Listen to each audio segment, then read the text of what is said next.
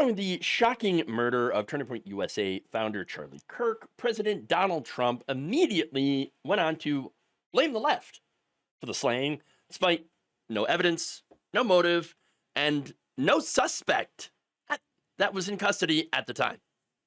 It's a long past time for all Americans and the media to confront the fact that violence and murder are the tragic consequence of demonizing those with whom you disagree day after day, year after year, in the most hateful and despicable way possible.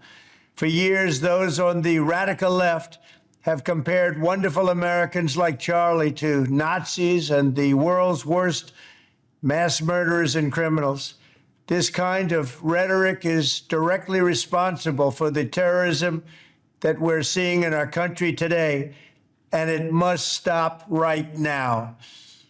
My administration will find each and every one of those who contributed to this atrocity and to other political violence, including the organizations that fund it and support it, as well as those who go after our judges, law enforcement officials, and everyone else who brings order to our country.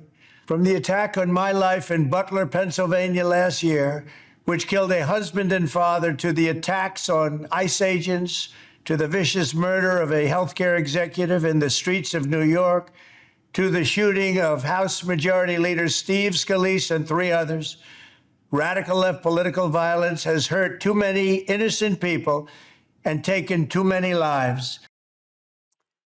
Radical left political violence.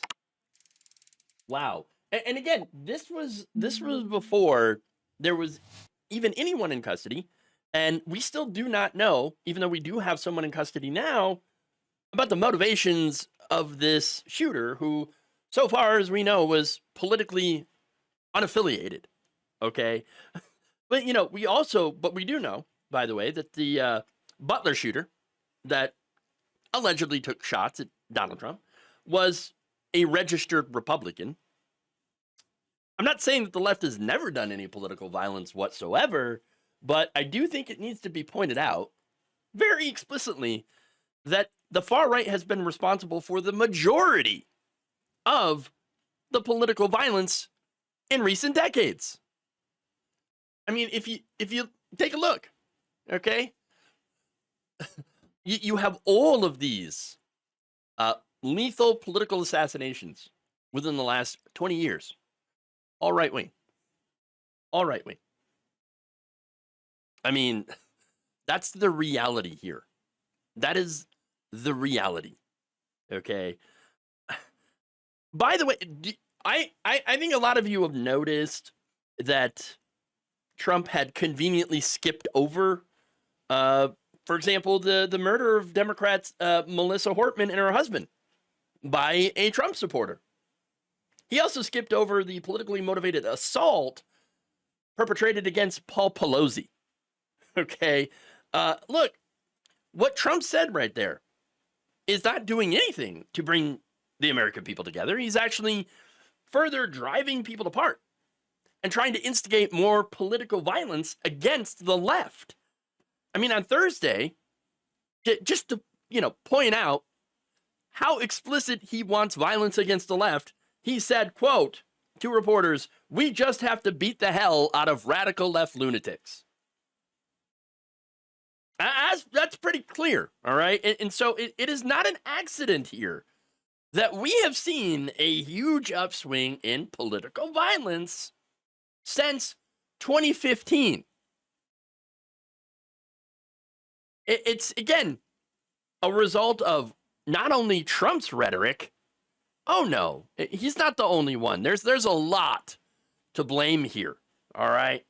But, for example, after Charlie Kirk was murdered, here's Representative Bob Onder calling the left, the ideology, pure evil.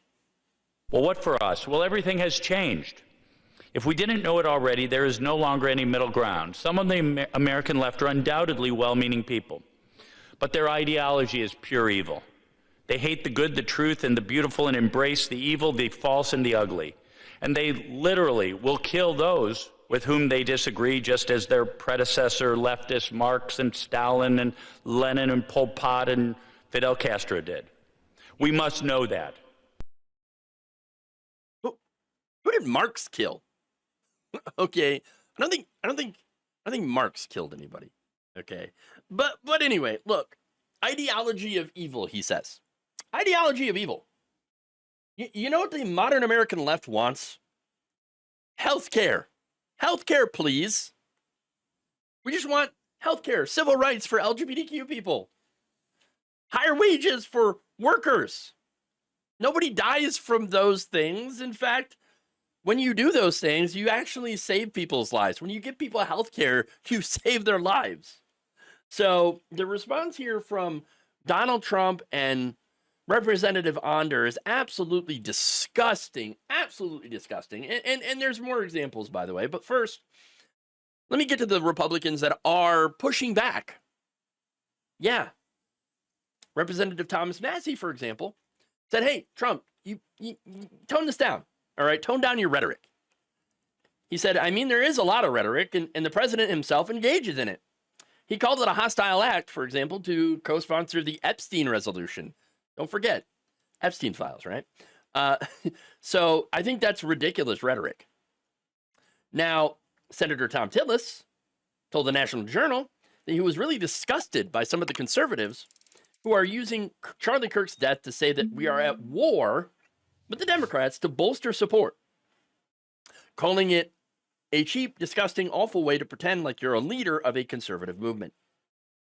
He said there are two in particular that I found particularly disgusting. What he's referring to, I'm not entirely sure. I mean, take your pick, right? For example, libs of TikTok, they posted this. This is war. You also had Steve Bannon talking about that. Representative Nancy Mace claimed that the left owns what happened. Okay. Elon Musk over on X said the left is the party of murder. Oh, okay. James Woods wrote, it's not gun violence, it's Democrat violence. Remember, the shooter's unaffiliated, the alleged shooter. Benny Johnson wrote, Charlie Kirk is now a martyr. May this be a turning point for America. So, look, calling Charlie Kirk a martyr, I think, is wrong. Okay, Kirk, at the end of the day, and I know this may sound disparaging, right? But he was just a billionaire mouthpiece. I mean, that's really all he was. I'm not saying he wasn't talented, obviously, at what he did. He was good at what he did, which is why he rose in the conservative sphere.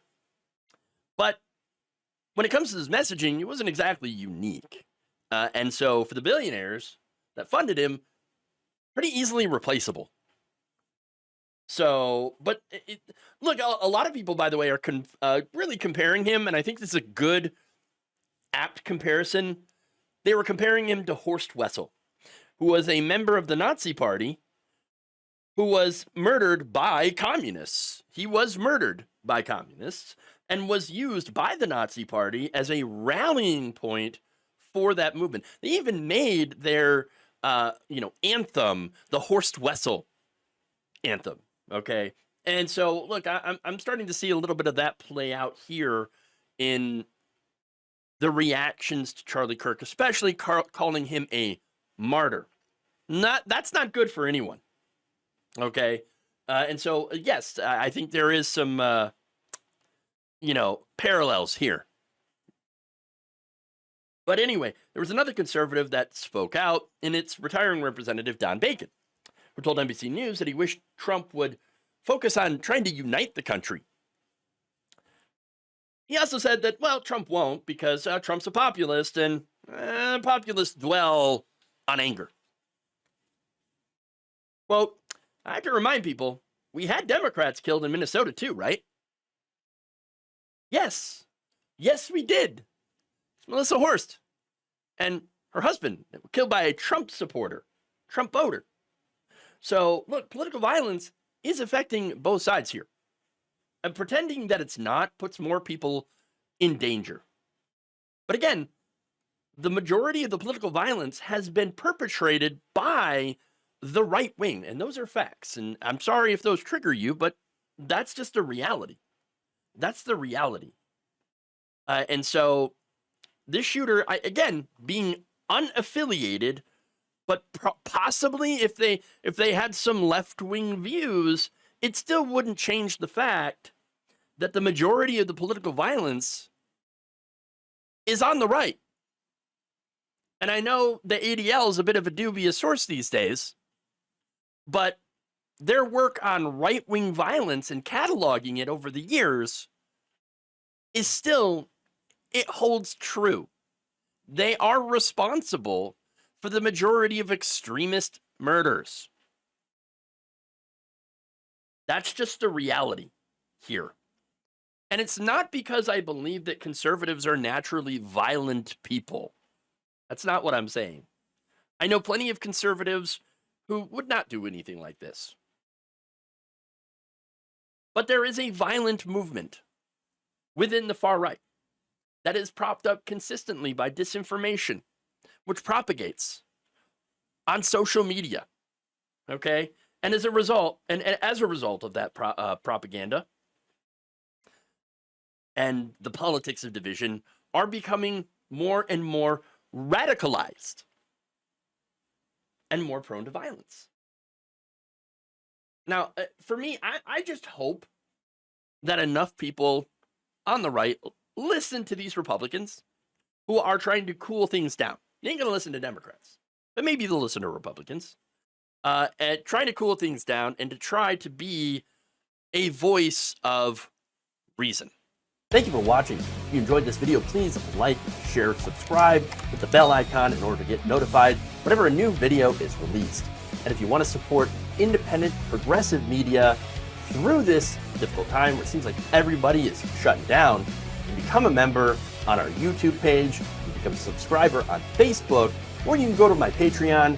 It's patreon.com/Jeff Waldorf. Thank you.